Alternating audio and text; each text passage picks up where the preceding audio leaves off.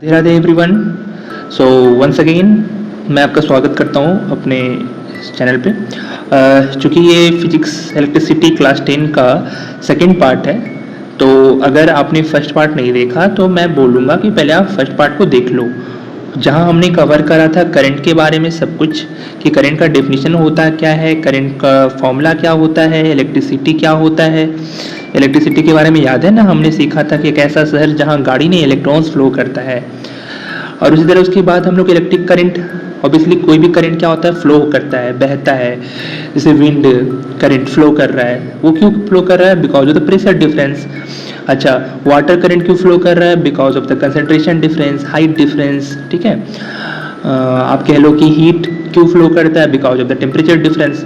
तो उसी तरह करंट फ्लो क्यों करता है? तो आप बोलोगे because of the potential difference.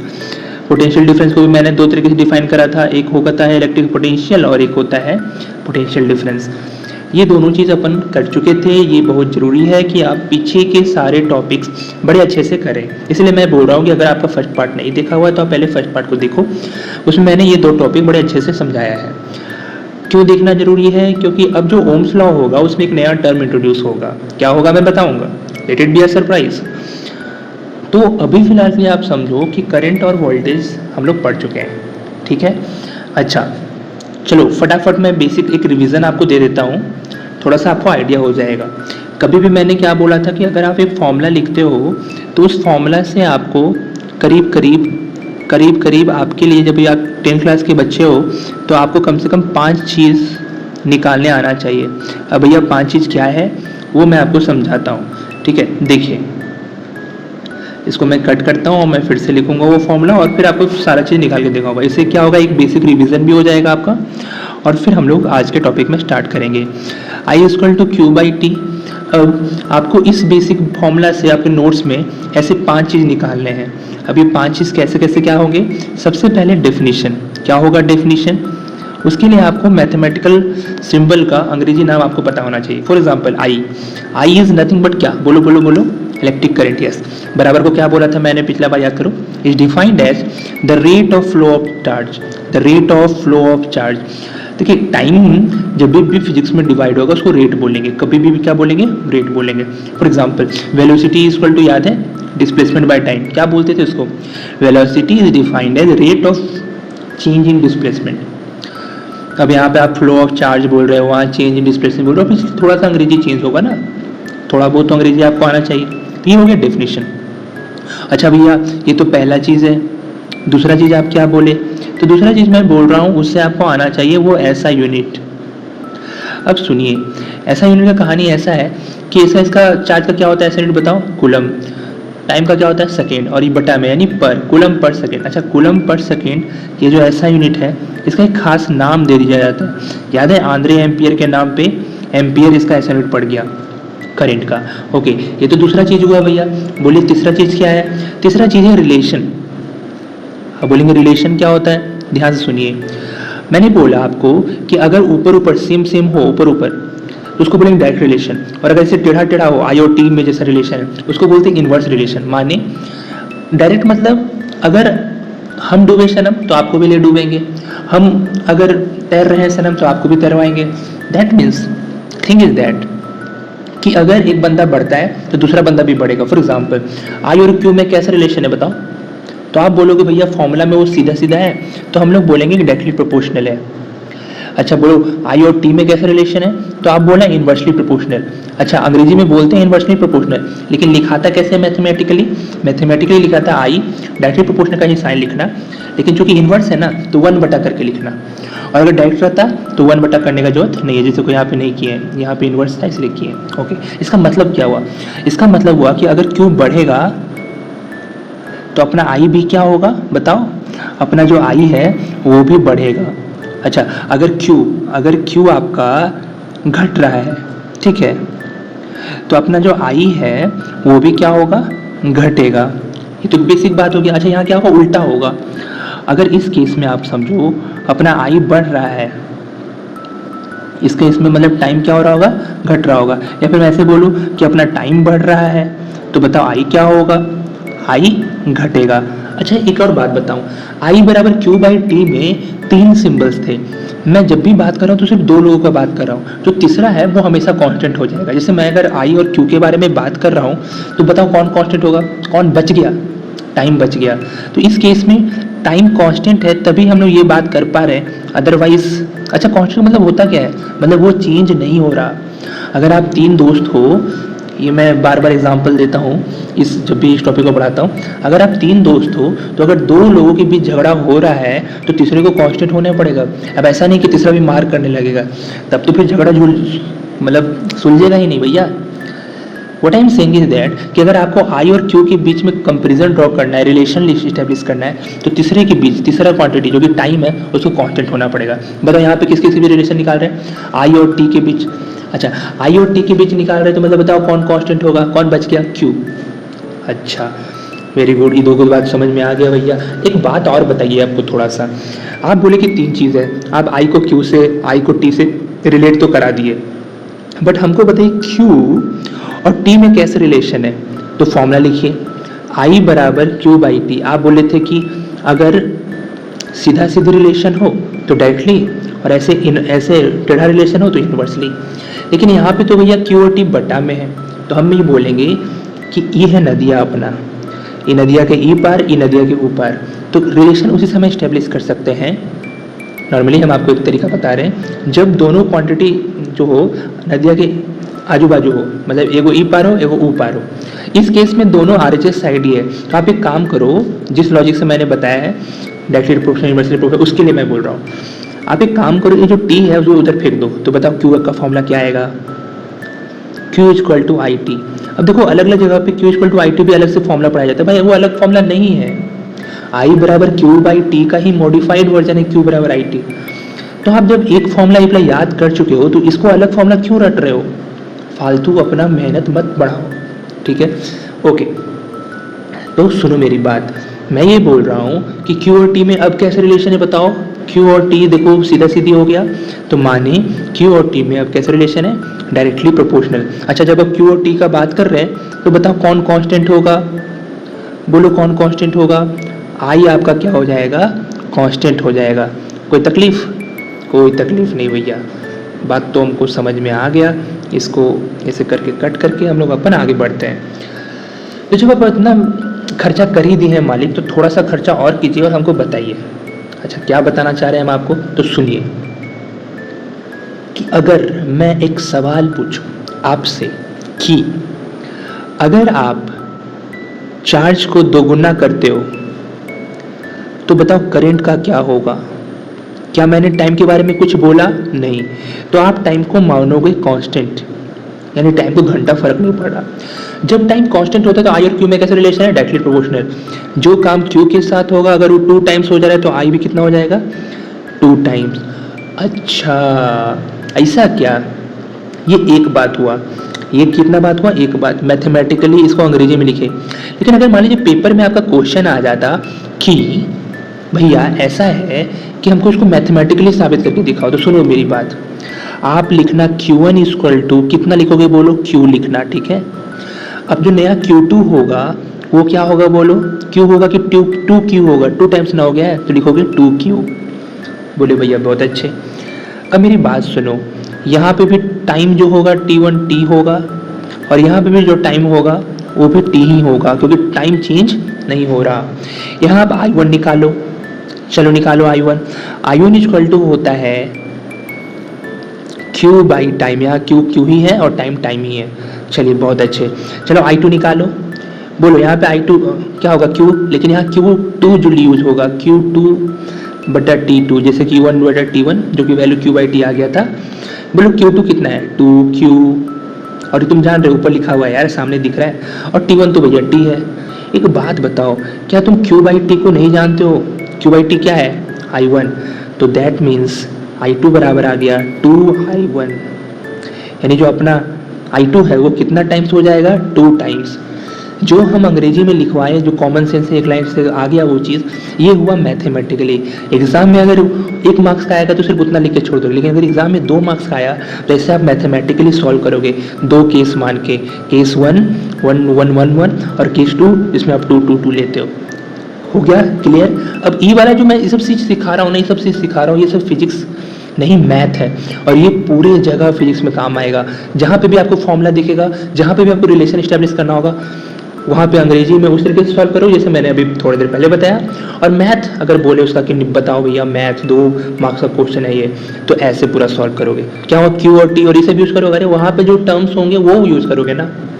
जैसे फॉर एग्जांपल आप साउथ की फिल्में देखते हो, आप बॉलीवुड की फिल्में देखते हो, साउथ में भी टॉलीवुड कॉलीवुड, तेलुगु में बनता है, तमिल में बनता है, एक ही फिल्म अलग अलग कहानी के साथ बनता है, बट हीरो और हीरोइन क्या सेम रहता है, कहानी सेम रहता है, बट हीरो और हीरोइन अगर आप तेलुगु का बना रहे हो तो आप आंध्र प्रदेश के हीरो हीरोइन को लोगे ऑब्वियसली फॉर कॉमन सेंस, और अगर तमिल बना रहे हो तो आप चेन्नई और तमिलनाडु के हीरो हीरोइन लोगे।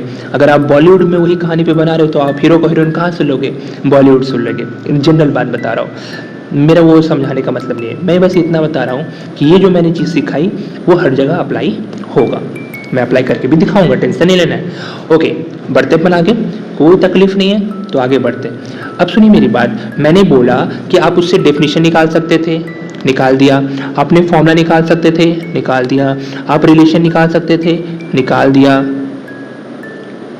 और बोलो ऐसा यूनिट निकाल सकते थे, निकाल दिया, और बोलो एक यूनिट का डेफिनेशन आप कर सकते थे। अब एक यूनिट का डेफिनेशन क्या लिखोगे, बोलो भैया ऐसा है कि फॉर्मूला क्या है, I is equal to Q by T, तो सारा चीज़ तुम क्या कर लो, ऐसा यूनिट में कर लो। 1 एम्पियर बराबर कितना कूलम, 1 कूलम, टाइम कितना भैया 1 सेकेंड। अब डिफाइन कर लो भैया, बोलो 1 एम्पियर इज क्या, electric current when 1 coulomb of क्या चार्ज फ्लोज इन 1 सेकेंड क्या टाइम। कोई तकलीफ हुआ आपको, 1 ampere of electric current is defined as 1 coulomb of charge in 1 second time, in time of 1 second. आगे पीछे अंग्रेजी थोड़ा बहुत करोगे तो घंटा फर्क नहीं पड़ रहा, आप फिजिक्स पढ़ रहे हो अंग्रेजी नहीं, और फिजिक्स का मेन लैंग्वेज मैथ्स है, तो मैथ्स में गलती मत करो, अंग्रेजी में थोड़ा बहुत गलती होगा भी तो मान लिया जाएगा, माफ़ कर दिया जाएगा। ऐसे तो अगर अच्छे बच्चे हो तो क्यों ही गलती कर रहे हो भाई, ना अंग्रेजी में गलती करो ना तो मैथ्स में गलती करो, तो ठीक है काम करो अंग्रेजी पे अगर आपका अंग्रेजी कमजोर है तो। ओके, तो आई के बारे में मैंने सारा चीज़ आपको रिवाइज करा दिया। इलेक्ट्रिक करंट का ऐसा, इलेक्ट्रिक करंट का डायरेक्शन भी मैंने बताया था। इलेक्ट्रिक करंट का डायरेक्शन क्या होता है भैया, इलेक्ट्रिक करंट का डायरेक्शन होता है from positive charge, positive terminal to negative terminal. Obviously आप जानते हो सेल और बैटरी से हम लोग उसका पोटेंशियल डिफरेंस क्रिएट कराते हैं, ये इलेक्ट्रॉन के डायरेक्शन के अपोजिट होता है। क्यों होता है सारा चीज़ डिस्कस किए थे, बी का फॉर्मूला हम लोग याद किए थे, थोड़ा सा फटाफट रिवाइज कर लेते हैं। मैं जल्दी जल्दी बोलूँगा ये सब सारा चीज़ क्योंकि हम लोग पहले पढ़ चुके हैं, आपके लिए बेसिक रिवीजन दे रहा हूँ। एक होता है इलेक्ट्रिक पोटेंशियल और एक होता है पोटेंशियल डिफरेंस।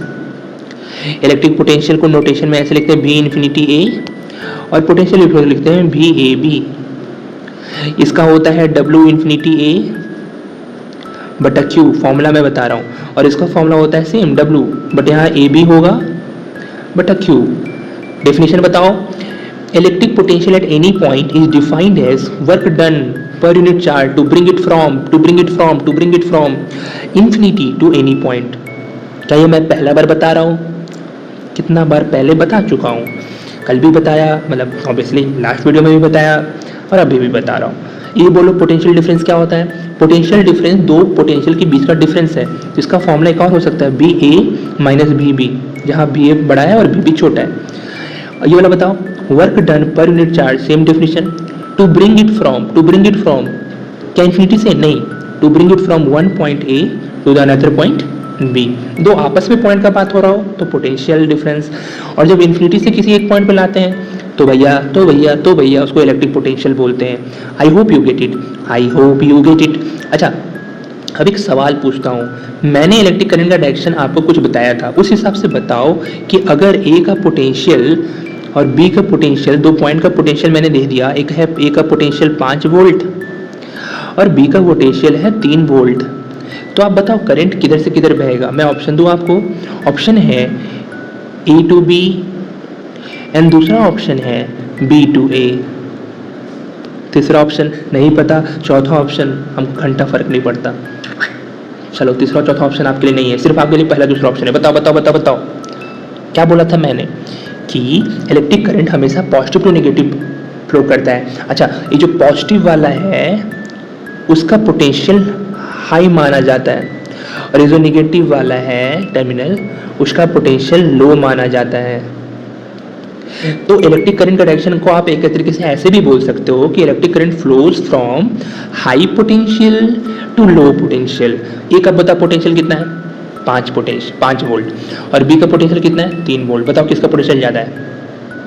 ए, अच्छी बात है। और किसका कम है?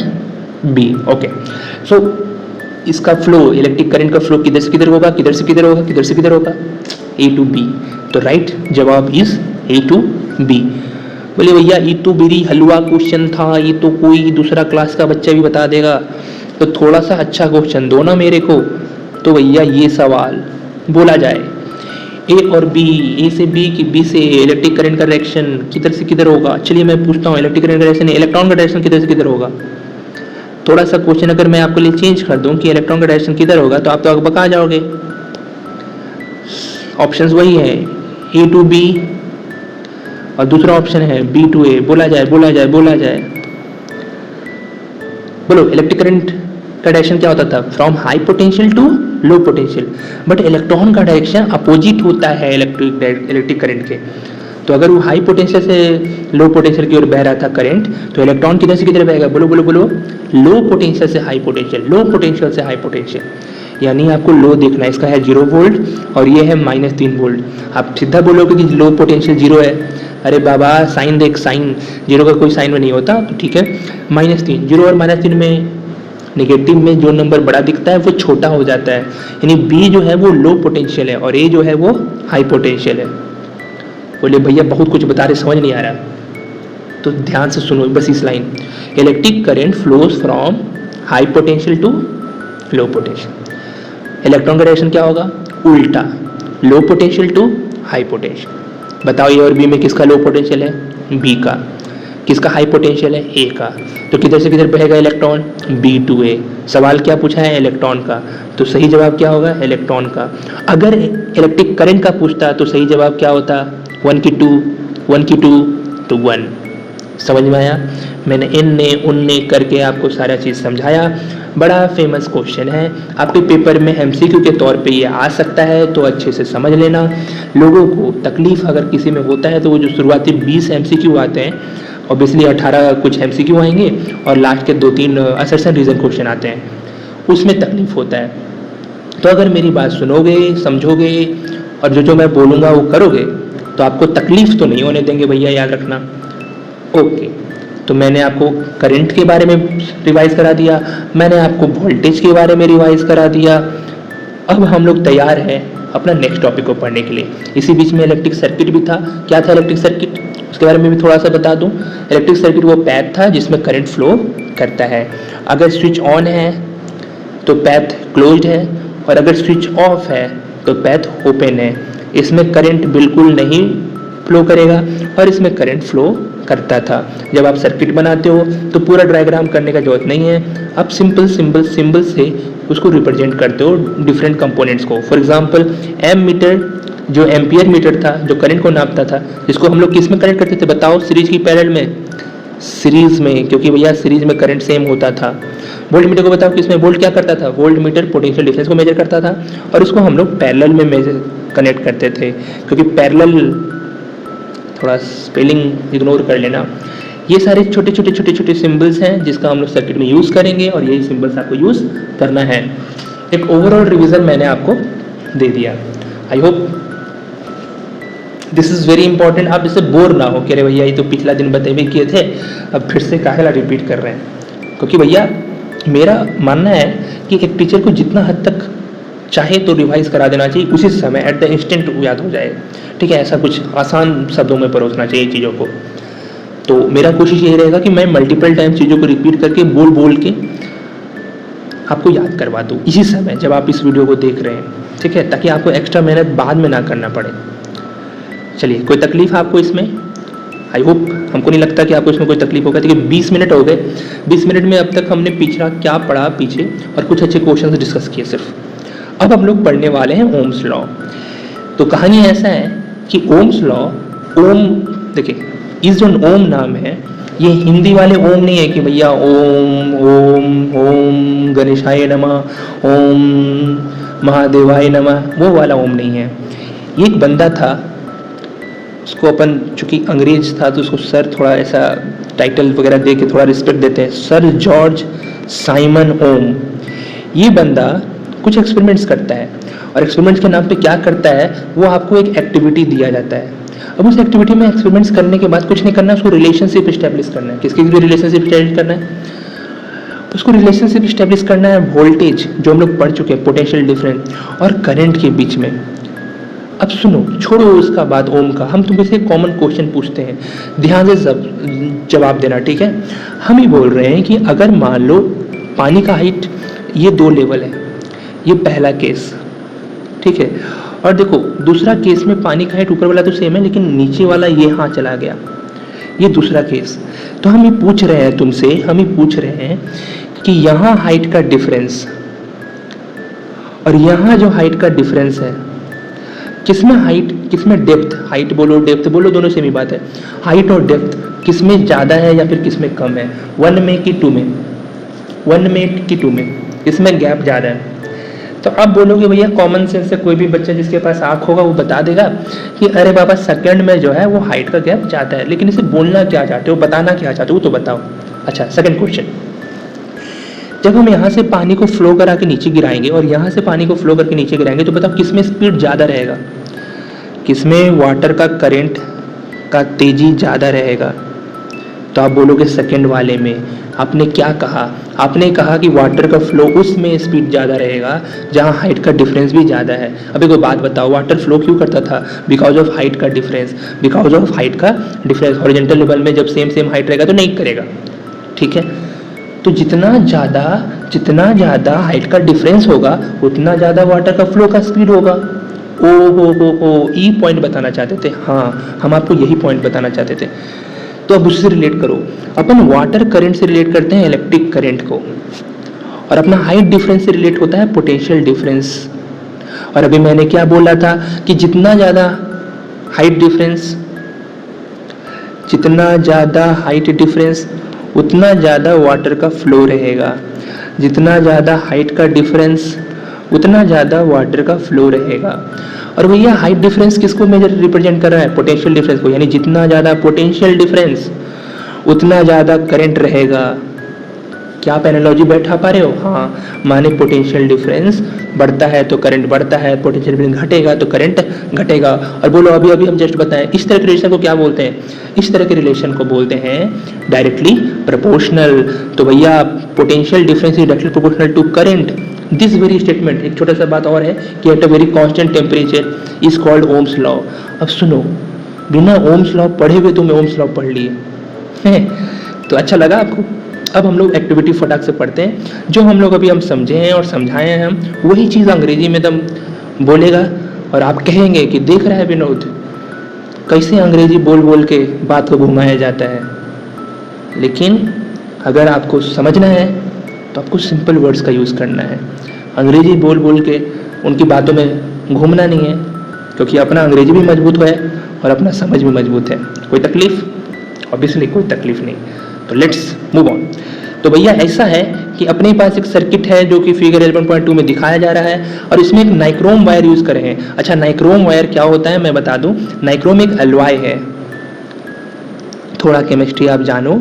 एलॉय जो होता है एक होमोजीनस मिक्सचर होता है, होमोजीनस मिक्सचर जिसमें ना आप बाउंड्रीज वगैरह इस्टेब्लिश नहीं कर सकते। जो कंपोनेंट मिलाए हो वो कंपोनेंट इतने अच्छे से मिक्स हो जाते हैं कि आप डिफ्रेंशिएट नहीं कर सकते। फॉर एग्जांपल शुगर सॉल्यूशन बनाते हो, उसमें चीनी और पानी है, आप कहाँ बता पाओगे कि हाँ चीनी है और यहाँ पानी है, आप सेपरेट नहीं कर सकते। उसको टेस्ट करोगे तो उसमें चीनी भी रहेगा और पानी का भी स्वाद रहेगा, दोनों का रहेगा, ठीक है। What ever, homogeneous mixture of 2 metals और नॉन मेटल्स, ठीक है। अब देखो नाइक्रोम में नाम में पता चल रहा है, Ni मतलब होता है निकेल और CaROMe मतलब होता है क्रोमियम। मेनली नाइक्रोम एक एलॉय है, होमोजेनियस मिक्सचर ऑफ 2 और मोर मेटल्स और नॉन मेटल्स, जिसमें निकल क्रोमियम ये 2 मेनली होते हैं, ठीक है। उसके अलावा मैग्नीज और आयरन मेटल भी यूज़ करते हैं। निकल याद है आपको, निकल का बताओ, निकल का एटॉमिक नंबर बताओ, याद है? चलो हम थोड़ा सा हिंट दे देते हैं। Fe होता है फेरस, फेरम इसका जो लैटिन नेम है उससे Fe लिया गया आयरन के लिए। इसका एटॉमिक नंबर होता है 26। फिर कोबाल्ट इसका होता है 27 और फिर आता है निकल 28। बोलो 29 किसका होगा? 29 होता था कॉपर का।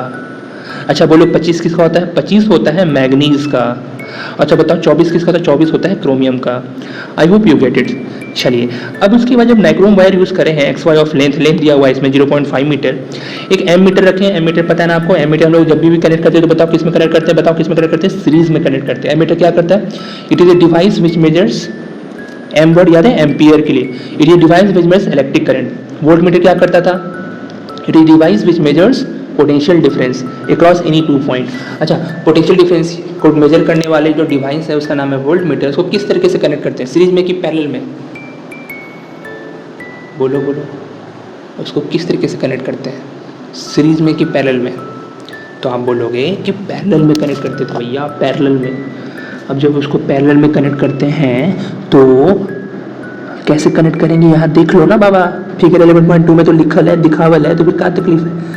एम मीटर देखो सीरीज में कनेक्टेड है और एक्स और वाई के बीच में पोटेंशियल डिफरेंस मेजर करना है, तो उसी के पैरेलल में हम लोग वोल्ट मीटर कनेक्ट किए हैं। और यहाँ ये जो की है वो बंद है और देखो करंट दौड़ रहा है। करंट के बारे में क्या बोला गया था कि करंट हमेशा पॉजिटिव से निगेटिव की ओर बहता है। देखो ये पॉजिटिव से निगेटिव की ओर बह रहा है, बह रहा है ना, बह रहा है। हाँ अच्छा भैया एक बात बताइए, यहाँ प्लस भी, यहाँ माइनस भी, और यहाँ पे ना हमको ना एगो सेल, 2 सेल, 3 सेल और 4 सेल दिख रहा है। यानी एक बात बताओ, अगर ये चारों सेल एक साथ लगा हुआ है इसको सेल बोलेंगे कि बैटरी बोलेंगे? बैटरी बोलेंगे। Battery is called combination of the cell. वाह भैया आप तो बहुत तेज बना दिए हमको, यही तो मेरा काम है। तो आप 4 सेल लोगे जिसका हर एक का पोटेंशियल 1.5 है। अच्छा चारों को लगा दोगे तो बताओ कितना वोल्ट आ जाएगा बैटरी का? 6 वोल्ट। अगर चारों को साथ में लगाओगे, 2 लगाओगे तो 3 लगाओगे तो 4.5। अरे गुना कर रहे हैं, 1.5 इंटू 4 कर लो, 6 हो जाएगा। चलिए ठीक है, समझ में आ गई। तो अभी बोल रहा है कि सबसे पहले ना सिर्फ एक सेल यूज़ करो और फिर एम मीटर का रीडिंग देखो, ठीक है, और उस समय पोटेंशियल डिफरेंस का भी रीडिंग देखो, ठीक है, दोनों देखो सिर्फ एक सेल यूज़ करने के बाद। अब उसके बाद क्या करो, अब तुम 2 सेल एक साथ कनेक्ट कर लो।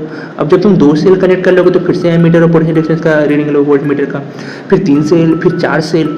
माने ये कि जब तुम सेल का संख्या बढ़ा रहे हो तो बताओ क्या क्या आएगा? सुनो मेरी बात ध्यान से। जब एक सेल यूज़ किए तो कितना आया तुम्हारा? एक सेल यूज़ करोगे तो 1.5 वोल्ट होगा, फिर 2 वोल्ट हो जाएगा, सॉरी 3 वोल्ट हो जाएगा अगर 2 को यूज़ करोगे, तो फिर अगला 4.5 वोल्ट हो जाएगा और फिर अगला 6 वोल्ट हो जाएगा। इस तरीके से 4 अलग अलग पोटेंशियल डिफरेंस आए। अब बताओ पोटेंशियल डिफरेंस क्या हो रहा है? घट रहा है कि बढ़ रहा है? बोलोगे घट रहा है तो हम लपेट मारेंगे अच्छा से। बोलेंगे भैया आप कैसे लपेट मार सकते हैं, आप तो उधर साइड हैं स्क्रीन के, सिर्फ आपका आवाज़ है, आप फिजिकल फॉर्म में तो एग्जिस्ट करते नहीं हैं। तो भैया फिर भी फिजिकल फॉर्म में एग्जिस्ट करे चाहे नहीं करे, लपेट तो मार ही सकते हैं, ये हमारे पास कुदरती पावर है। तो खैर मैं ये बोल रहा हूँ कि पोटेंशियल डिफरेंस बढ़ रहा है तो करंट भी आप देखोगे। करंट का रीडिंग तो यहाँ दिया हुआ नहीं है, करंट का रीडिंग भी आप क्या देखोगे? बताओ बताओ बताओ बताओ। करंट का रीडिंग भी होगा, बढ़ रहा होगा। और देखिए, और जब इस ग्राफ को बनाओगे तो अच्छे से ग्राफ प्लॉट करने आता है ना आपको, एगो एक्स एक्सिस पे, एगो वाई एक्सिस पे। एक्स एक्सिस पे आपने जो ग्राफ प्लॉट करा वो करंट है और वाई एक्सिस पे जो आपने ग्राफ प्लॉट करा वो भी है। अब देखो मेरी बात ध्यान से सुनो, जब तुम्हारा जो वोल्टेज था 1.5 था तो वो कुछ करंट दे रहा था, जब तुम्हारा 3 था तो वो कुछ करंट देगा, फिर इस तरह से जाएगा। जब तुम सारा पॉइंट को मिलाओगे ना तो एक स्ट्रेट लाइन बनेगा, एक स्ट्रेट लाइन। अब फिर से फिजिक्स के बारे में एक चीज़ मैं बताने जा रहा हूँ जो हर जगह काम करेगा, हर जगह फिजिक्स में काम करेगा, वो है ग्राफ्स। अभी कोई बात बताओ, क्या ग्राफ्स फिजिक्स का चीज़ है कि मैथ का चीज़ है?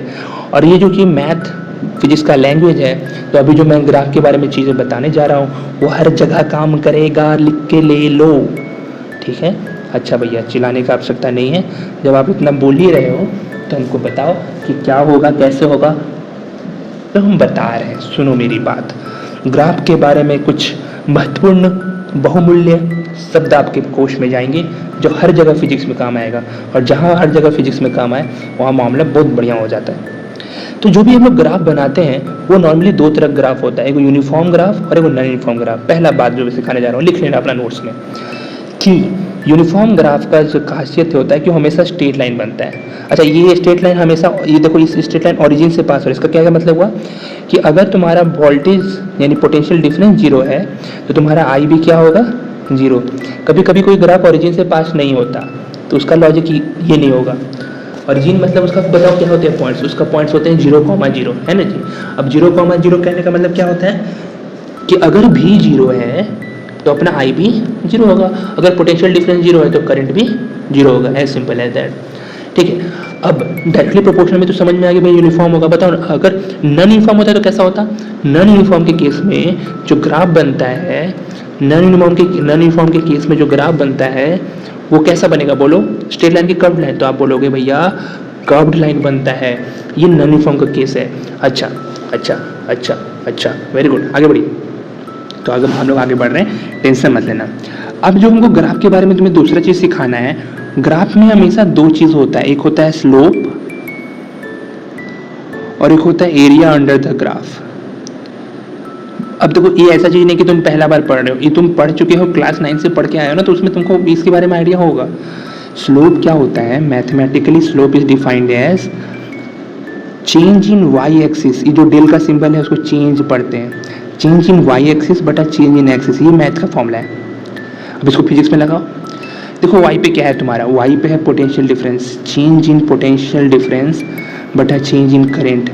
देखो बात बताओ, ऐसा नहीं लगता कि जैसे जैसे पोटेंशियल डिफरेंस बढ़ रहा है उसी से करंट भी बढ़ रहा है। और इस तरह का रिलेशन को मैंने बोला है कि भैया ये तो डेल बी बटा डेल आई तुम्हारा हो गया। तुम क्या देख रहे हो कि ये जो चेंज है क्या अलग अलग आ रहा है हर समय, कि ये जो रेशियो आएगी वो हमेशा क्या आएगा, कांस्टेंट आएगा। तुम निकाल के देख लो, टेबल फिल करो और ये रेशियो निकाल के देख लो। तो हम लोग बोलेंगे कि इस केस में स्लोप कांस्टेंट है। कांस्टेंट होने का मतलब ये जो रेशियो आ रही है वो रेशियो कांस्टेंट आ रही है। तो the slope of v versus i graph is constant, मतलब the ratio between v and i is always constant. माने स्लोप निकालना है तो आपको कुछ नहीं करना है, आपको डिवाइड करना है। अच्छा, डिवाइड किसको किसको करना है, याद रखना, डिवाइड करना है y एक्सिस को x से, जो y पे है उसको ऊपर लिखो और जो x है उसको नीचे लिखो, और इससे स्लोप निकलेगा। और स्लोप इस केस में क्या निकल रहा है, कांस्टेंट, क्योंकि स्ट्रेट लाइन है। Okay okay okay okay. अच्छा, एरिया कैसे निकालते हैं, एरिया निकालने का है प्रोडक्ट। एरिया निकालने के लिए अगर आप चाहते हो तो आप करो प्रोडक्ट, और प्रोडक्ट मतलब वही y को x से, y है b और i, b i। बहुत अच्छे, ये तो हमको समझ में आ गया भैया कि आप ग्राफ में हमको अभी तक दो चीज़ बताए, एक अगर स्ट्रेट लाइन हो तो यूनिफॉर्म, और अगर कर्व लाइन हो तो नॉन यूनिफॉर्म। दूसरा चीज़ ये बताएं कि किसी भी ग्राफ में दो ही चीज़ निकलता है, दो ही चीज़, एगो स्लोप और एगो एरिया। स्लोप निकालना हो तो डिवाइड कर दो। अच्छा, किसको किसको डिवाइड करेंगे, y को x से डिवाइड करना है हमेशा, और अगर एरिया निकालना तो गुना कर दो। तो किसको किससे डिवाइड करेंगे, y को, मतलब गुना करेंगे y को x से। अरे बाबा, y को x से गुना करो चाहे x को y से गुना करो, घंटा फर्क नहीं पड़ता, लेकिन डिवाइड में फ़र्क पड़ेगा।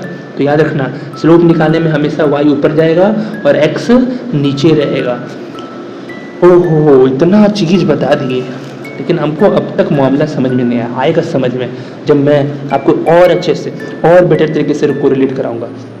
और ये सारा चीज़ आप एक्चुअली पढ़ चुके हैं, मेरा सिर्फ काम है आपके अंदर से जो धुंधला परत जम गया है उस पढ़ा हुआ चीज़ पे, उसको अच्छे तरीके से साफ करके, और मैं उसको बार बार हर दिन हर वीडियो के साथ साफ करता रहूँ, ताकि कभी भी, अब जब तक आप मेरे साथ हैं तब तक धुंधला परत तो नहीं पढ़ने दूंगा आपका, वो जो दिमाग में पहले से ऑलरेडी स्टोर्ड इन्फॉर्मेशन है। तो मूव ऑन करते हैं। तो मैंने जो बोला और वही चीज़ अब अंग्रेजी में लिखा होगा। तो भैया b बटा आई का वैल्यू आप देखोगे कि हर जगह सेम आ रहा है इस केस में, तो आप कह सकते हो कि b और i का ग्राफ स्ट्रेट लाइन बनेगा जो कि ओरिजिन से पास होगा, जो मैंने बताया। b बटा आई का रेशियो कांस्टेंट आएगा। अच्छा, ये जो b बटा आई है, देखो y को x से डिवाइड करें तो क्या है, बोलो बोलो बोलो बोलो, ये है slope. Slope of potential difference versus I graph is constant बोल सकते हो, या फिर b बटा आई इज कांस्टेंट बोल सकते हो, दोनों सेम ही बात है। 1827 में एक भैया हुए हमारे जर्मन फिजिसिस्ट थे जिनका नाम था जॉर्ज साइमन ओम, उन्हीं के नाम पे ओम आया है, वही ओम्स लॉ देते हैं। उन्होंने कहा कि जो अपना करंट है किसी भी मेटलिक वायर और पोटेंशियल डिफरेंस में, उसके बारे में मैं एक रिलेशनशिप दे सकता हूँ।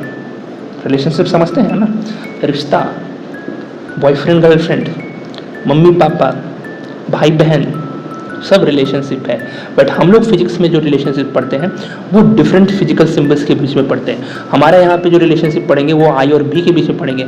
और क्या निकलता है फिजिकल रिलेशनशिप?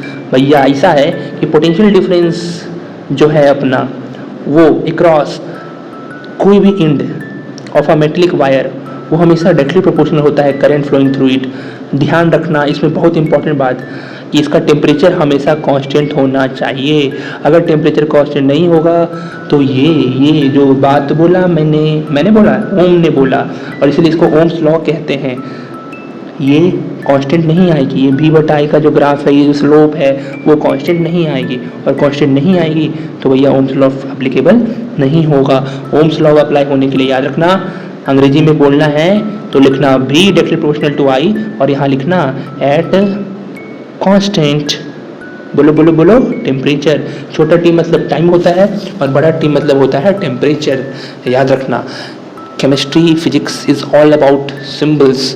तो अंग्रेजी के symbols, mathematical equations, mathematical formula use करके हम लोग चीज़ों को आसान बनाते हैं, और यही आप लोग को सीखना है।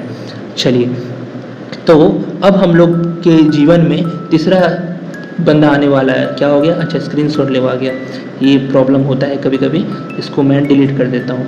चलिए, तो बात ऐसी है कि अब अपने ज़िंदगी में तीसरा फॉर्मूला आने वाला है।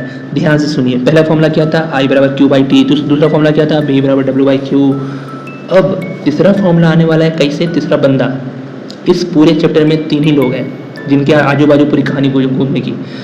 एक तो आप जानते हो चैप्टर का नाम इलेक्ट्रिक करंट। इलेक्ट्रिक करंट क्यों होता है? ये है, बोलो बोलो, पोटेंशियल डिफरेंस। भैया अपना हीरो क्यों फाइट करेगा? हीरोइन के लिए फाइट करेगा। हीरोइन है, पोटेंशियल डिफरेंस भी लिखा हुआ है। अच्छा, तो जब हीरो हीरोइन है तो विलन भी चाहिए, और भैया अपना विलन है। अब आएगा विलन। उस विलन को क्या बोलते हैं वो मैं अभी नहीं बताऊंगा। विलेन को हमेशा छुपा के रखा जाता है। हीरो भी इंट्रोड्यूस हो गया, हीरोइन भी इंट्रोड्यूस हो गई, विलेन अब आएगा। और असली मज़ा तो भैया, असली पावर तो जितना पावरफुल विलेन रहेगा उतना ही पावरफुल कहानी बनेगी। तो चलिए, खैर फिल्म्स को थोड़ा आगे बनाते हैं, कैरेक्टर इंट्रोड्यूस करते हैं हम लोग। नेक्स्ट हम लोग ये चीज़ सीख चुके हैं कि ओम साहब कहते हैं कि भैया हीरोइन यानी potential difference is directly proportional to the current, अपना हीरो। अच्छा, प्रोपोर्शनलिटी साइन हटता है कभी भी फिजिक्स में, और ये सब सारा बात जब भी मैं बोलूँ कभी भी फिजिक्स में, कभी भी फिजिक्स में, तो समझ जाना कि वो तुम्हारा फिजिक्स का लैंग्वेज है। और अभी सीख लोगे ना ये चीज़, तो अगला बार जब मैं फिर से वो लैंग्वेज यूज़ करूँगा बोलोगे अरे चल चल चल ये सब मत सिखा, मेरे को आता है। तो रिलैक्स, प्रोपोर्शनलिटी साइन ये हटता है तो एक कांस्टेंट आती है, तो आई तो रहेगी पहले, तो वो तो रहेगा ही, और एक कांस्टेंट आता है, उस कांस्टेंट को बोलते हैं यहाँ पे आर, और यही अपना विलन है। बस एक कहानी बता रहा हूँ, ऐसे विलन के टाइप का कुछ नहीं होता, यही अपना आर है, और इस आर को बोलते हैं अपन रेजिस्टेंस। इस आर को अपन बोलते हैं रेजिस्टेंस। ऑब्वियसली मैंने क्या बोला था, इफ भी इज डायरेक्टली प्रोपोर्शनल टू आई तो उसमें कोई कांस्टेंट रहेगा, और इस केस में यहाँ पे कांस्टेंट क्या है? आर। 3 चीज़ में, 2 चीज़ के बीच में जब कंपेयर होता है तो तीसरा कांस्टेंट होता है। या मैंने आपको पहले ये बोला नहीं था? जी मैंने आपको बोला था। तो ये है तीसरा फॉर्मूला, V बराबर आई आर, वीर। जब हीरोइन के लिए हीरो विलेन से लड़ता है तो वो वीर कहलाता है। हीरोइन के लिए हीरो जब विलेन से लड़ता है तो वीर कहलाता है। V बराबर I R is the formula my friend. अब यहाँ से आप रेजिस्टेंस का फॉर्मूला निकाल सकते हो, R इक्वल टू V बटा आई। रेजिस्टेंस का फॉर्मूला निकाल सकते हो, R इक्वल टू V बटा आई। रेजिस्टेंस का फॉर्मूला निकाल सकते हो, R इक्वल टू V बटा आई। और जैसे ही रेजिस्टेंस का फॉर्मूला निकलता है फिर से आपका वही फिजिक्स के लैंग्वेज यूज होंगे। और मैंने आपको बताया है कि फिजिक्स के लैंग्वेज में जब भी मैथमेटिकल फॉर्मूला हो उससे आप 5 चीज़ निकालोगे। एक तो खुद मैथमेटिकल फॉर्मूला, दूसरा उसका डेफिनेशन। तो डिफाइन करो डेफिनेशन भैया, डिफाइन करो। तो चलो इसके डेफिनेशन 2 तरीके से, एक तो फॉर्मूला से भी निकल सकता है वो भी, और एक और क्वालिटी वाला डेफिनेशन। क्वालिटी वाला डेफिनेशन क्या है? रेजिस्टेंस। अंग्रेजी नाम सुनो, रेजिस्टेंस मतलब होता है रेजिस्ट करना, रोकना। किसको रोकेगा? To the flow of electrons. तो जो इलेक्ट्रॉन्स का फ्लो हो रहा था वो एक क्वालिटी अंदर से आएगी जो रोकेगी, उसको बोलते हैं रेजिस्टेंस। ये तो क्वालिटी वाला डेफिनेशन हो गया। क्वांटिटी वाला डेफिनेशन बताइए। क्वांटिटी वाला डेफिनेशन फॉर्मूला से आता है, तो डिफाइन करो। Resistance is defined as the ratio of potential difference and current. ओ हो, नहीं भैया हम कुछ और बोलेंगे। Resistance is defined as potential difference per unit current. ठीक है, ये भी बोल लो, क्या ही फर्क पड़ता है। अरे बटा को पर बोले थे ना, तो पर यूनिट करंट भी बोल सकते हो, रेशियो भी बोल सकते हो कि डिवाइड करके रेशियो आता है। ओ हो, अच्छा अच्छा अच्छा अच्छा, वेरी गुड। अच्छा हम ये बोले अगर कि resistance is the slope of potential difference versus current graph, तो गलत हो जाएगा? नहीं, सही हो जाएगा। तो तीन गो डेफिनेशन बता दिए भैया आप, लेकिन तीनों में हम कौन सा लिखेंगे? अच्छा, जो हम ये सब बोलते जा रहे हैं ना, ये सबको पॉज कर करके अपना कॉपी में नोट्स बना के लिखते चले जाओ, क्योंकि भैया कहानी ऐसा है कि हमारे दिमाग में अच्छा बात तो बड़ा जल्दी चला जाता है, और जितना जल्दी जाता है ना उतनी जल्दी निकल भी जाता है, क्योंकि आप रिवाइज नहीं करते। रिवाइज करने के लिए आपको नोट्स बनाना बड़ा जरूरी है। तो मैं ये बोल रहा था कि मैंने अभी चलते फिरते रेजिस्टेंस के 3 डेफिनेशन दे डाले। पहला डेफिनेशन मैंने बोला कि भैया क्वालिटी वाला चीज़ है, दूसरा डेफिनेशन मैंने बोला क्वांटिटी वाला चीज़ है, और क्वांटिटी वाले चीज़ में भी मैंने 3 तरीके से बोला था। चलो मैंने क्वालिटी वाला फिर से मैं रिपीट करता हूँ, ये मान के कि आपने नहीं लिखा होगा। Resistance is the internal quality of a conductor due to which it resist the flow of charge, it resist the electric current. ये क्वालिटी, क्वांटिटी वाला बोलो। Resistance is the ratio of potential difference in current. दूसरा बोलो, resistance is defined as potential difference per unit, बटा को बोलते थे per unit time, sorry per unit current. तीसरा बोलो, मैंने बोला था ना V/I डिवाइड करके क्या आता है? स्लोप। तो बोलोगे resistance is the slope of potential difference versus current graph. जब भी हम लोग potential difference versus current graph बोलते हैं, दैट मीन्स कि पोटेंशियल डिफरेंस y एक्सिस पे होगा और करंट x एक्सिस पे होगा। अच्छा, बोलते current versus potential difference graph, तो क्या होगा वो हम लोग बात करेंगे, टेंशन मत लो, वो हम लोग सीखेंगे, हक बकाना नहीं। तो डेफिनेशन हो गया, फॉर्मूला हो गया, ऐसा यूनिट बताया जाए क्या होता है इसका ऐसा यूनिट। अब सोचो, ऊपर वोल्टेज है तो ऊपर वोल्ट होगा, नीचे करंट है तो एम्पियर होगा, वोल्ट पर एम्पियर। बट इसका एक खास नाम दे दिया जाता है, इसका खास नाम है ओम। अच्छा, ओम नाम OHM, लेकिन इसका सिंबल भी ओम का, ओम का सिंबल ऐसा होता है, देख लो अच्छे से, ओम का सिंबल ऐसा होता है। अब हम लोग ओम को रेजिस्टेंस का ऐसा यूनिट बोलेंगे और लिखेंगे ऐसे, क्योंकि ओम्स लॉ दिया था इसलिए ओम का ऐसा यूनिट भी पड़ गया, उसका टाइटल इसका ऐसा यूनिट पड़ गया। ओके, तो भैया ये भी बोल दिया आप। अच्छा, आप एक ओम को डिफाइन कीजिए, तो एक ओम को डिफाइन करेंगे when 1 volt of potential difference is supplied and 1 ampere of current is flowing. ठीक है, पोटेंशियल डिफरेंस सप्लाइड होता है और करंट फ्लो करता है, तो when 1 volt of potential difference is supplied and 1 ampere of current is flowing, as simple as that. अब देखिए, आपको तो लगेगा कि नहीं भैया तो ऐसे ही कुछ पढ़ाते हैं, तो आप थोड़ा हमको बताइए जिससे ज़िंदगी हमको आसान हो। कि ऐसा है कि NCERT भी वही चीज़ बता रहा है जो आप बता रहे हैं। तो देखिए, हर एक वर्ड फोकस कीजिए कि करंट जैसे जैसे वायर में इंक्रीज करता है, पोटेंशियल डिफरेंस भी उसी तरह लीनियरली इंक्रीज करता है, और यही ओम्स लॉ है। इसमें हमने क्या सीखा? हमने इसमें ये सीखा कि अगर graph potential difference versus current का है, तो इसमें जो ये स्लोप है, जिसको हम लोग चढ़ाई बोलते हैं, स्लोप को क्या बोलते हैं? बोलिए, स्लोप को बोलते हैं चढ़ाई। यहाँ स्लोप क्या देगा? रेजिस्टेंस। यहाँ स्लोप क्या देगा? रेजिस्टेंस। इससे खूबसूरत क्वेश्चन बनेगा, मैं आपको पूछूंगा, और ये सारा चीज़ फिजिक्स के लैंग्वेज में ही क्वेश्चन बनेंगे खूबसूरत। चलिए ठीक है, पहले फिलहाल हम लोग को NCERT और क्या बताना चाह रहे हैं वो हम लोग सीख लेते हैं, फिर फटाफट आगे बढ़ेंगे। तो हम लोग जानते हैं कि R कांस्टेंट होता है किसी भी गिवन मेटलिक वायर के लिए और गिवन टेम्परेचर के लिए। एक मेटलिक वायर जो है वो उसके लिए फिक्स रहना चाहिए, तब वो R कांस्टेंट होगा, ठीक है, और उसका टेम्परेचर फिक्स होना चाहिए, तब उसको रेजिस्टेंस बोलते हैं। अच्छा, और इसका क्वालिटी वाला डेफिनेशन देखिए आप लिखा हो, it is the property of a conductor to resist the flow of charges. Obviously charge electron के फॉर्म में बहता है, तो उसको रेजिस्ट करने का प्रॉपर्टी को बोलते हैं रेजिस्टेंस। इसका ऐसा यूनिट क्या होगा भैया? इसका ऐसा यूनिट होगा ओम, जिसको ग्रीक लेटर ओम से ऐसे डिनोट करते हैं, क्योंकि मैंने आपको पहले ही बता दिया। आर का फॉर्मूला आ गया, तीसरा फॉर्मूला है, याद रखिए, I=Q/T, B=W/Q और ये R=V/I। इस तरीके से आपको 3 फॉर्मूला हो गए। और मैंने बोला है कि पूरे फिजिक्स को अगर आपको रिवाइज करना है तो सिर्फ आप फॉर्मूलाज के थ्रू रिवाइज कर सकते हो। फॉर्मूलाज की इर्द गिर्द कहानी उसका लिख दो शॉर्ट वे में, पूरा किताब छापने का जरूरत नहीं है, और आपका रिविजन पूरा बन जाएगा। जैसे मैंने आपको शुरुआत में 20 मिनट में आपको I और I=Q/T और V=W/Q से आपको वो 1 घंटे का पूरा लेक्चर का रिवाइज करा दिया। फटाफट की पॉइंट्स बोलो, फटाफट ऐसे रिवाइज करो, इसको बोलते हैं एक्टिव रिकॉल। ठीक है, ग्रुप स्टडी वगैरह किया करो ना। इसको हटाओ यार, ये लिखने में तकलीफ दे रहा है। हाँ, तो इसको क्या बोलते हैं भैया? इसको बोलते हैं एक्टिव रिकॉल। एक्टिव रिकॉल क्या होता है? आप किसी भाई बहन दोस्त सहपाठी के साथ बैठ जाओ और फटाफट फॉर्मूला बोलो, उसके बारे में सारा चीज़ बता दो। आप आई बराबर क्यू बाई टी के पूरा कहानी बता दिए कि कुछ की पॉइंट, सारे की पॉइंट बता दिए। आपका दोस्त बी बराबर डब्ल्यू बाई क्यू के बारे में सारे की पॉइंट बता देगा। फिर आपका बारी आएगा तो आप आर बराबर बी बटा आई के बारे में बता दोगे। फिर उसका बारी आएगा तो फिर वो जो अगला फॉर्मूला उसके बारे में बताएगा। इस तरीके से जब पढ़ोगे ना तो बड़ा अच्छे तरीके से आपको याद हो जाएगा। ठीक है, थिंग इज दैट कि आप कुछ नहीं, आपको लगातार 5 घंटे की पढ़ने की जरूरत नहीं है, सिर्फ आधा 1 घंटा एकदम इंटेंसिवली पढ़ो। जैसे मैं अभी वीडियो रिकॉर्ड कर रहा हूँ तो अब इसमें कुछ नहीं कर रहा हूँ, मैं टोटली अभी क्या हूँ, फोकस्ड हूँ, कंसंट्रेटेड हूँ इस वीडियो को रिकॉर्ड करने में। मेरे आजू बाजू क्या हो रहा है, कैसे हो रहा है, मेरे को घंटा फर्क नहीं पड़ा। ठीक है, ये वीडियो पे क्या रिस्पॉन्स होगा, कैसा रिस्पॉन्स होगा, कौन देखेगा नहीं देखेगा, डजंट मैटर। आप सिर्फ अपना काम करो एंड करते रहो। It will give you positive result, sure shot, 100%, 105% कहना की गारंटी। चलिए तो भैया अपन आगे बढ़ते हैं। क्या होता है कि मेरा थोड़ा बोलने का स्पीड थोड़ा ज़्यादा है, तो इसको आप 1.5 से 2x पे मत करना बिल्कुल, क्योंकि मैं पहले ही से 1.5 से 2x पे हूँ।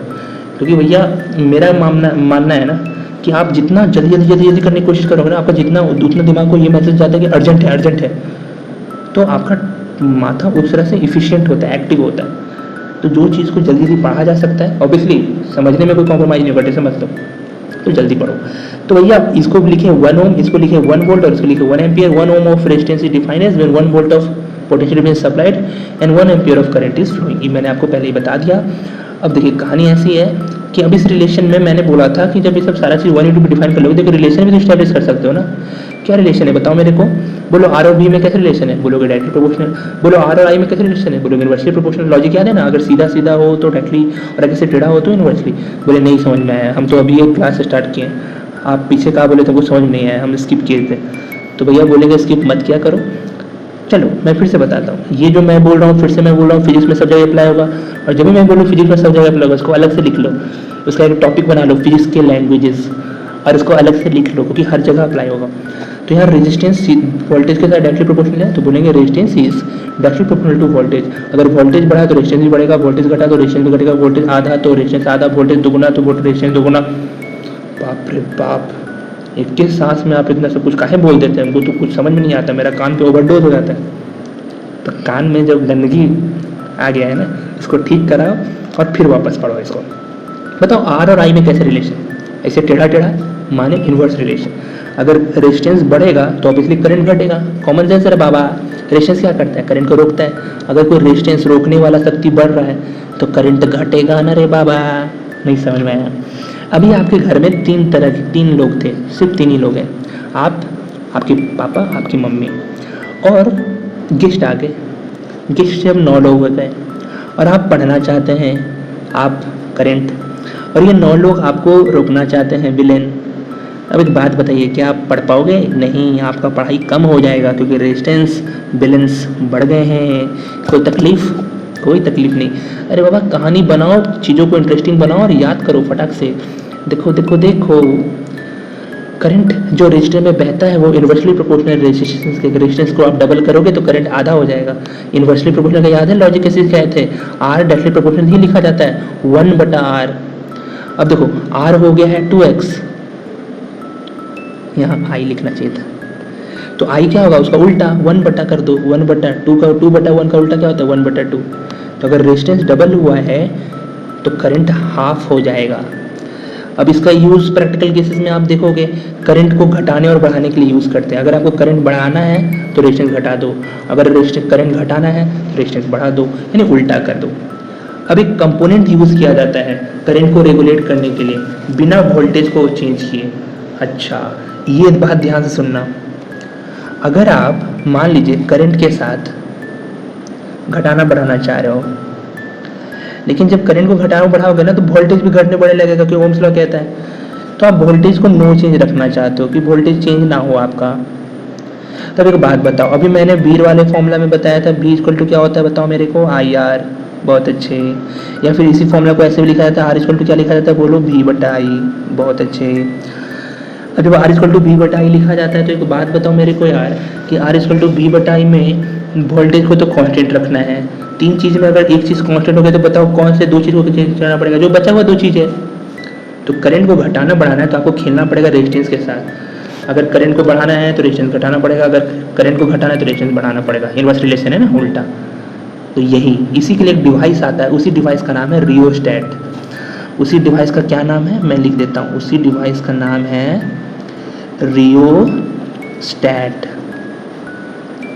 और वेरिएबल रेजिस्टेंस, इसका एक और नाम है, क्या नाम है, वेरिएबल रेजिस्टेंस। इसे सिंबल वाले टर्म में मैंने बताया था कि देखिए इसके बारे में आप अलग से पढ़ोगे, वही है यहाँ पे वेरिएबल रेजिस्टेंस।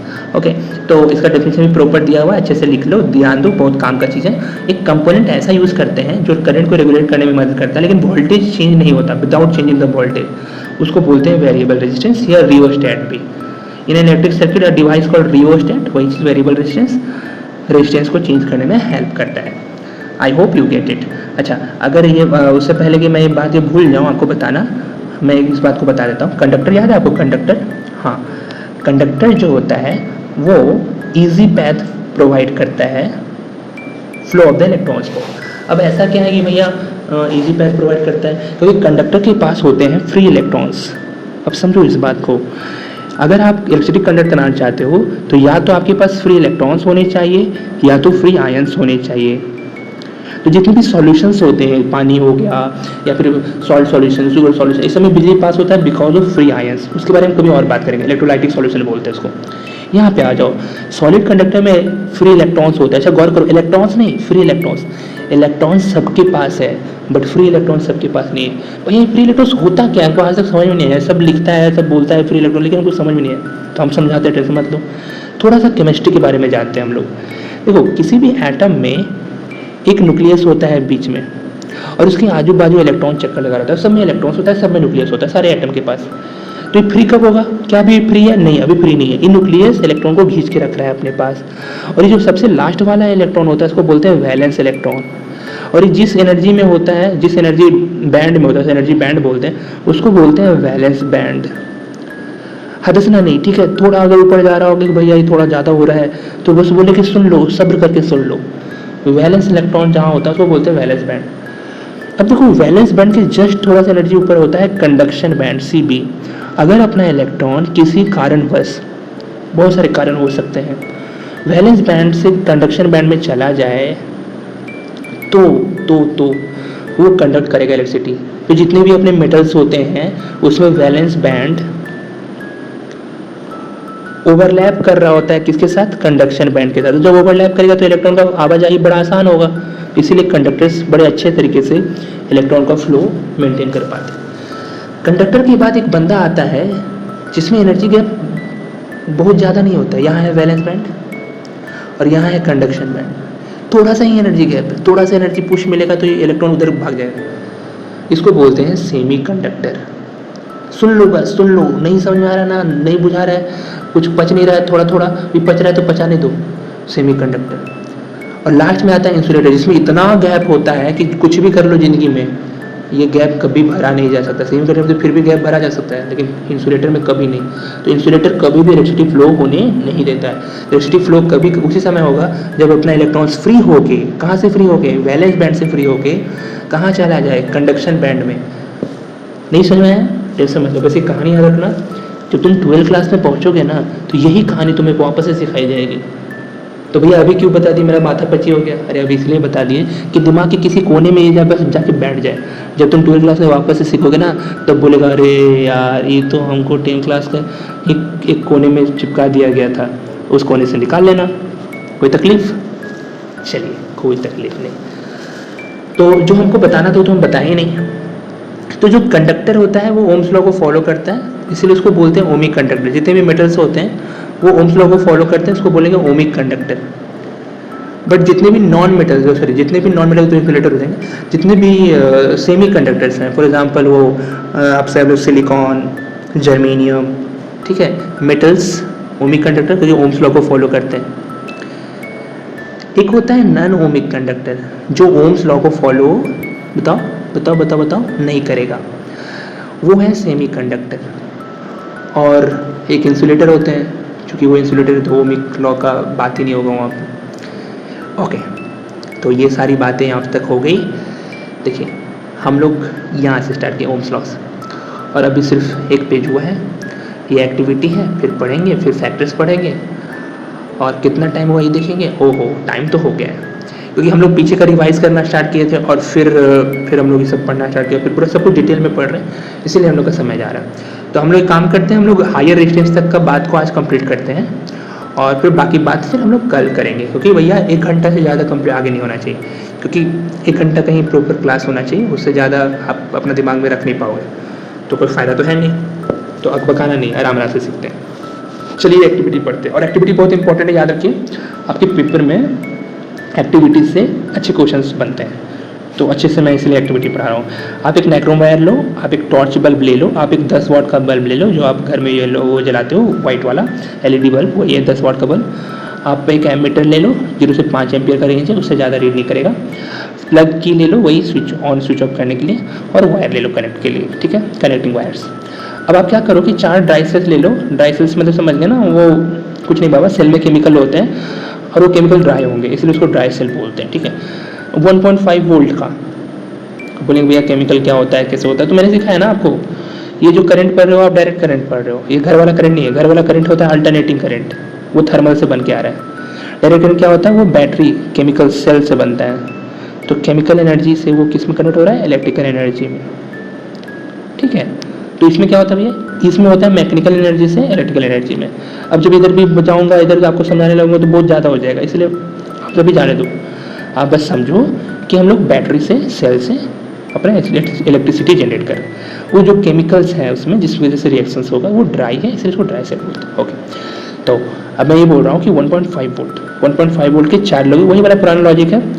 अब आप क्या करो, इस फिगर में देखोगे तो ज़्यादा बेटर लगेगा। देखो ये फिगर है, ठीक है, एमीटर सीरीज में कनेक्ट कर दिए हैं, 4 को लगा दिए हैं कि अपना ऑन है, और ये XY का गैप है। XY में पहले हम नाइक्रोम वायर डालेंगे, फिर टॉर्च बल्ब डालेंगे, फिर 10 वोल्ट का बल्ब डालेंगे। ये तीनों को हम लोग यूज़ करेंगे। अब तीनों को यूज़ करके हम लोग को पता क्या करना है, कैसे करना है, वो हम लोग समझेंगे, टेंशन मत लीजिए।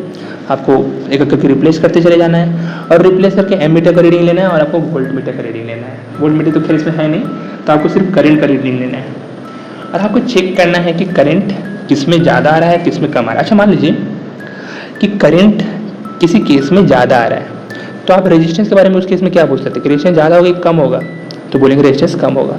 ऐसा क्यों, क्योंकि इन्वर्स रिलेशन था। आप बोलेंगे नहीं हम तो भुला गए भैया, तो याद करो तीसरा फॉर्मूला, बिलन का फॉर्मूला R=V/I। R और I में कैसे रिलेशन है, inverse.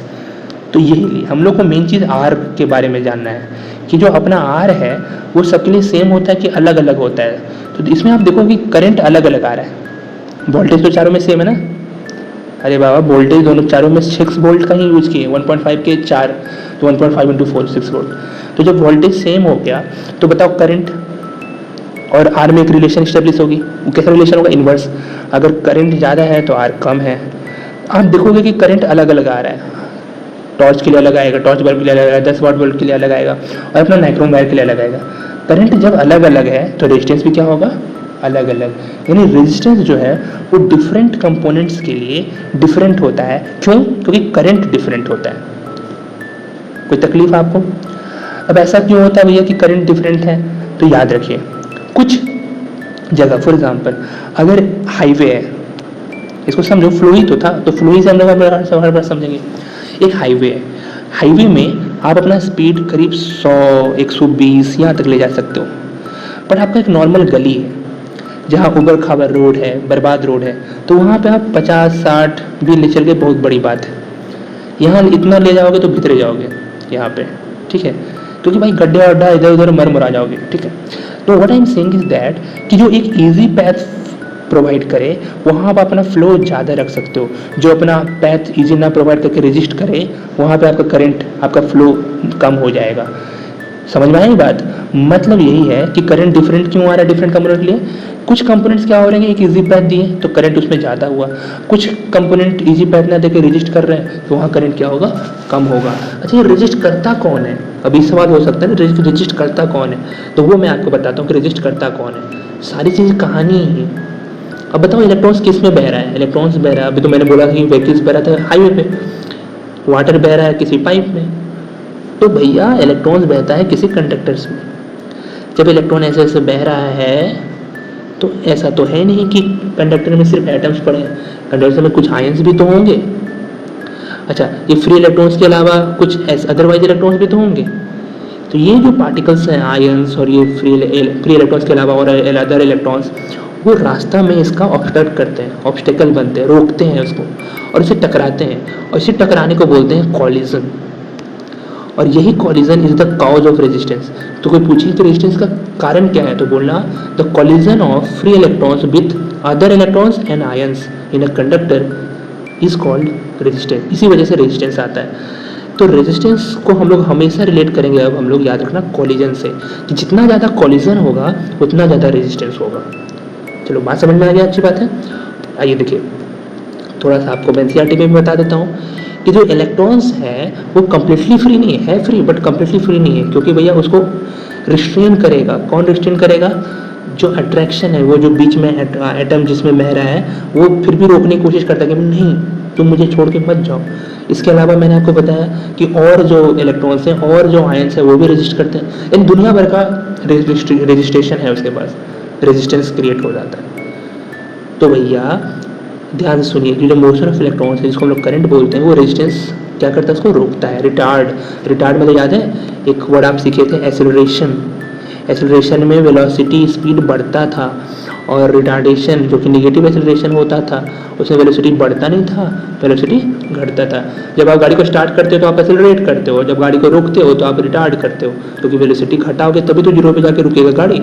I hope you get it. थोड़ा रिलेट करो, थोड़ा 11th क्लास से, तब ना समझ में आएगा ये सब कहानी। और ये सब कहानी कुछ हार्ड तो है नहीं, it's a easy PG thing. जब ईजी पीजी है तो फिर इतना आप हार्ड करते क्यों इसको, चीज़ों को?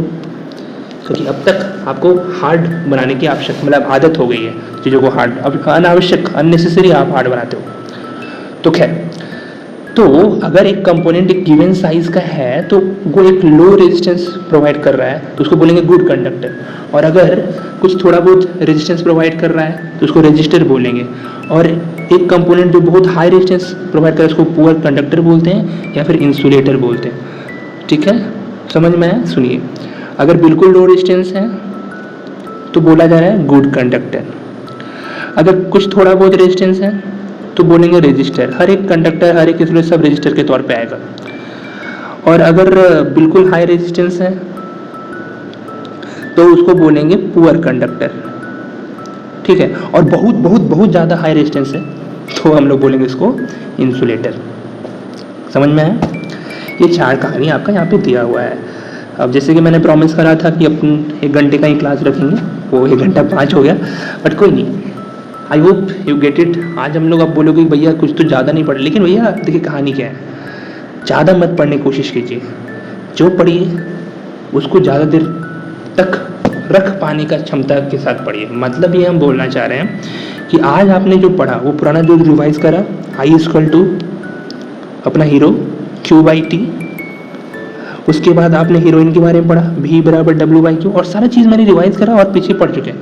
और फिर आज हमारा विलेन इंट्रोड्यूस हुआ था, और विलेन का नाम है R = V/I। और ये विलेन को इंट्रोड्यूस करने वाला जो बंदा था उसका नाम था ओम, और इसलिए कौन सा लॉ के हिसाब से विलेन इंट्रोड्यूस हुआ? Ohm's law. अपने आप विलेन नहीं बनता है, विलेन को बनाया जाता है। तो विलेन कैसे बना वो ओम्स लॉ के हिसाब से आएगा। ठीक है, कोई दिक्कत नहीं। याद है R = कॉलिजन्स। तो विलेन बनता कैसे है? वो सोसाइटी के अलग अलग लोगों से टकरा के बनता है, बार बार झेलता है, लेकिन दिमाग खराब, वो सब कुछ बचा के रखता है। अब अपने अंदर वो बचा के रखता है ना, तो या तो उस बॉम्ब के साथ खुद ब्लास्ट हो जाएगा, या फिर उस बॉम्ब ब्लास्ट होगा तो सोसाइटी को ब्लास्ट करेगा। ये तो विलेन का रोल है। तो यही 3 चीज़ हमने पढ़ा अच्छे तरीके से और रिवाइज भी किया। I hope you get it. अच्छे से सारे वीडियो को वापस से रिवाइंड करके देखना, समझ में आएगा, कोई तकलीफ नहीं है।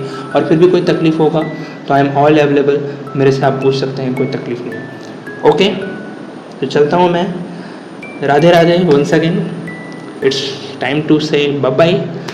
तो sayonara, take care, good night, have a happy reading. अच्छे से पढ़िए। चलिए, ओके, सी यू।